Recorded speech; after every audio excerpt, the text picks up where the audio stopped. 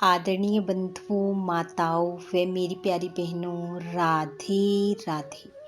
आपका हमारे इस YouTube चैनल पर बहुत बहुत स्वागत है। बंधुओं, आज हम इस वीडियो में भगवान श्री हरि के मत्स्य अवतार की कथा सुनेंगे, जिसे सुनने सुनाने से भगवान श्री हरि की अपार कृपा प्राप्त होती है। मनुष्य जीवन के सुखों को भोगता हुआ अंत में मुक्ति को प्राप्त होता है। कथा सुनने के बाद यदि आप हमारे चैनल पर नए हैं तो कृपया हमारे चैनल को सब्सक्राइब करें, बेल आइकन को प्रेस करें ताकि हमारी वीडियो की नोटिफिकेशन सबसे पहले आप तक पहुंचे। वीडियो को शेयर व लाइक भी जरूर करें। बंधु, एक समय ब्रह्मा जी की असावधानी के कारण एक बहुत बड़े दैत्य हयग्रीव ने वेदों को चुरा लिया।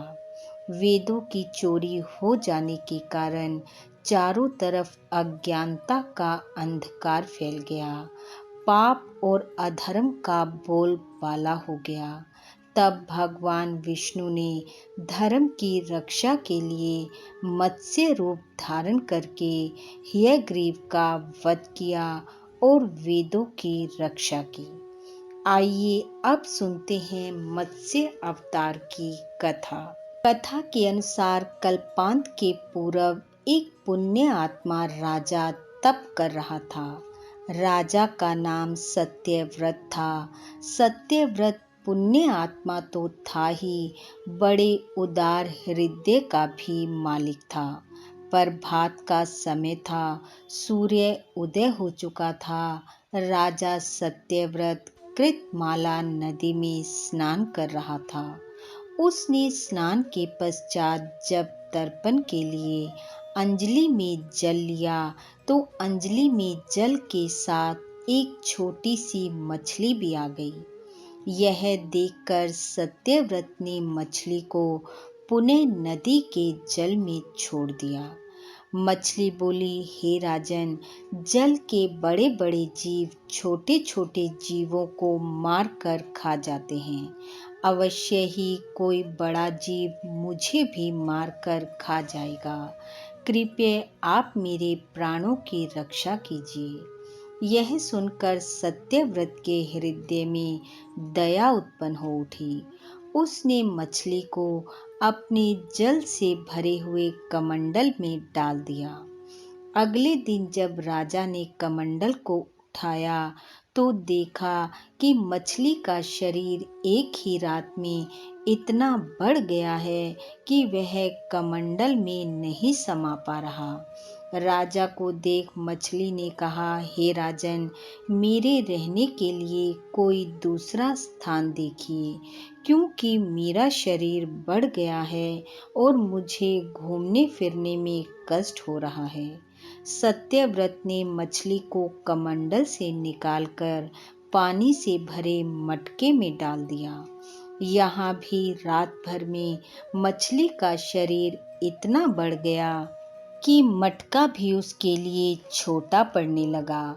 दूसरे दिन मछली पुनः सत्यव्रत से बोली, राजन, मेरे रहने का कहीं और प्रबंध कीजिए, क्योंकि मेरा शरीर इस मटके में नहीं आ रहा है। तब सत्यव्रत ने मछली को निकालकर एक सरोवर में डाल दिया, किंतु सरोवर भी मछली के लिए छोटा पड़ गया।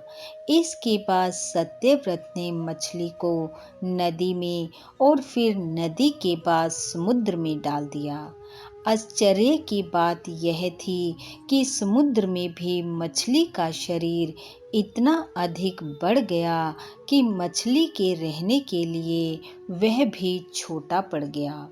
अब मछली फिर से बोली, हे राजन, यह समुद्र भी मेरे रहने के लिए उपयुक्त नहीं है। मेरे रहने की व्यवस्था कहीं और कीजिए। ऐसा सुन हैरान होते हुए सत्यव्रत बोला, मेरी बुद्धि को विस्मय के सागर में डुबो देने वाले आप कौन हैं। आप साधारण मछली नहीं हैं। सत्यव्रत के इन वचनों को सुन मत्स्य रूपधारी श्री हरि ने उत्तर दिया, हे राजन सुनो। हयग्रीव नामक एक दैत्य ने वेदों को चुरा लिया है। संसार में चारों ओर अज्ञान और अधर्म का अंधकार फैला हुआ है। उस हयग्रीव को मारने के लिए मैंने ही मत्स्य रूप धारण किया है। आज से 7वें दिन पृथ्वी प्रलय के चक्र में फंस जाएगी। समुद्र उमड़ उठेगा, भयानक वृष्टि होगी, सारी पृथ्वी जल मगन हो जाएगी, चारों तरफ जल ही जल दिखाई देगा। उस समय आपके पास एक नाव पहुंचेगी। तब आप सभी अनाजों और औषधियों के बीजों को लेकर सप्त ऋषियों के साथ नाव पर बैठ जाइएगा।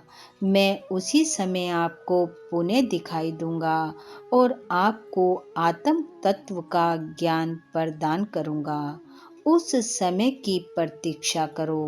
सत्यव्रत उसी समय से हरि नाम का सुमिरन करते हुए प्रलय की प्रतीक्षा करने लगे। 7वें दिन प्रलय का दृश्य सत्यव्रत को दृष्टि गोचर हुआ। समुद्र अपनी सीमाओं को लांघकर उमड़ उमड़ कर बहने लगा, भयानक वृष्टि होने लगी और देखते ही देखते सारी पृथ्वी पर जल ही जल हो गया। संपूर्ण पृथ्वी जल में समा गई। उसी समय एक नाव दिखाई दी। सत्यव्रत सप्त ऋषियों के साथ उस नाव में बैठ गए। उन्होंने नाव के अंदर संपूर्ण अनाजों और औषधियों के बीज भर लिए। नाव प्रलय के सागर में तैरने लगी। प्रलय के उस सागर में उस नाव के अतिरिक्त कुछ भी नहीं दिखाई दे रहा था। सहसा प्रलय के सागर में से मत्स्य रूपधारी भगवान श्री हरि दिखाई दिए। सत्यव्रत और सप्त ऋषिगण मत्स्य रूपी भगवान की प्रार्थना करने लगे, हे प्रभु, आप ही सृष्टि के आदि हैं, आप ही पालक हैं और आप ही रक्षक हैं। दया करके हमें अपनी शरण में लीजिए और हमारी रक्षा कीजिए। सत्यव्रत और सप्त ऋषियों की प्रार्थना से मत्स्य रूपी भगवान प्रसन्न हो उठे और उन्होंने अपने वचन के अनुसार सत्यव्रत को आत्मज्ञान प्रदान किया। भगवान से आत्मज्ञान पाकर सत्यव्रत का जीवन धन्य हो उठा। वे जीते जी ही जीवन मुक्त हो गए। प्रलय का प्रकोप शांत होने पर मत्स्य रूपी भगवान ने हयग्रीव को मारकर उससे वेद छीन लिए। भगवान ने वे वेद पुनः ब्रह्मा जी को दे दिए। इस प्रकार भगवान श्री हरि ने मत्स्य रूप धारण कर वेदों का उद्धार तो किया ही, साथ ही संसार के प्राणियों का भी उद्धार किया। बोलो मत्स्य रूपधारी श्री हरि की जय। बंधुओं, भगवान श्री हरि की कृपा आप व आपके परिवार पर सदैव बनी रहे। आपका घर आंगन खुशियों से महकता रहे। इन्हीं शुभकामनाओं के साथ आप सबका बहुत बहुत धन्यवाद। राधे राधे।